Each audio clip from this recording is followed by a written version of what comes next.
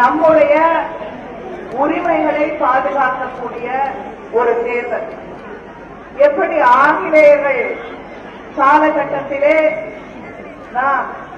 நம்முடைய உரிமைகள் பறிக்கப்பட்டு உடைமைகள் பறிக்கப்பட்டு நம்மிடம் இருந்த எல்லாவற்றையும் பறித்து எடுத்து சென்றார்களோ, அதே போல இந்த பாஜக ஆட்சியிலே தமிழ்நாட்டில் இருக்கக்கூடிய வளங்களை வரி என்ற பெயரால், ஜிஎஸ்டி என்ற பெயரால் எல்லாவற்றையும் பிடுங்கி சென்று கொண்டிருக்கிறார்கள்.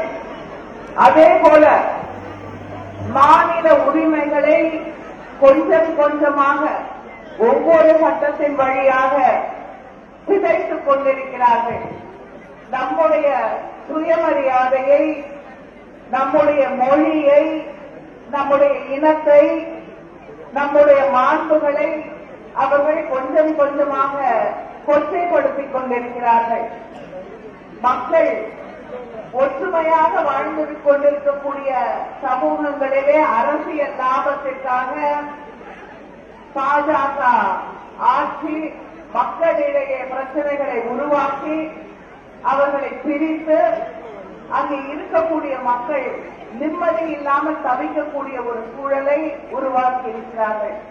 இதற்கு ஒரு உதாரணத்தை நான் சொல்ல வேண்டும் என்றால், மணிப்பூர் பிஜேபி ஆட்சி செய்து கொண்டிருக்கக்கூடிய இடம்தான் மணிப்பூர்.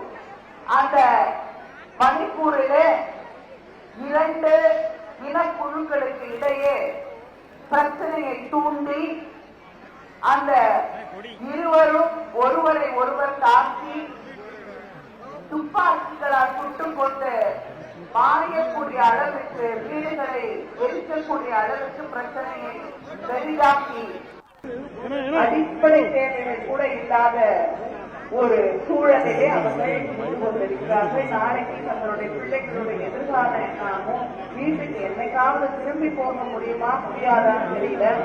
அங்கே நான் சந்தித்த ஒரு தாய், முகாமிலே ஒரு தாய் என்னிடம் சொன்னார், என்னுடைய மகன் காணவில்லை, அவன் உயிரோடு இருக்கிறானா இல்லையா என்று தெரிந்து கொண்டால் ஏதோ ஒரு முடிவு எனக்கு தெரிந்துவிடும்.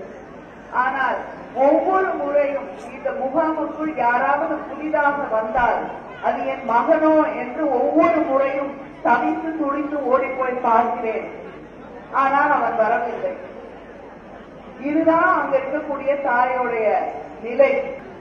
யார் கஷ்டப்பட்டாலும் தமிழ்நாட்டிலே வெள்ளம், இந்த திருநெல்வேலி எந்த அளவுக்கு பாதிக்கப்பட்டது என்று எல்லாருக்கும் தெரியும். தூத்துக்குடி பாதிக்கப்பட்டது, சென்னை வெள்ளத்தால் பாதிக்கப்பட்டது. இந்த பக்கம் எட்டியே பார்க்கல பிரதமர்.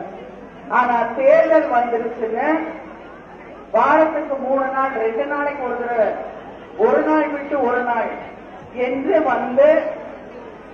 பிரதமர் இங்கே வாக்கு தேடி கொண்டிருக்கிறார். அவருக்கு தெரியல, அவர் இங்கேயே நான் தமிழ்நாட்டிலேயே இருந்து தேர்தல் வேலை பார்க்கிறேன்னா கூட அவருக்கு ஓட்டு விழாது.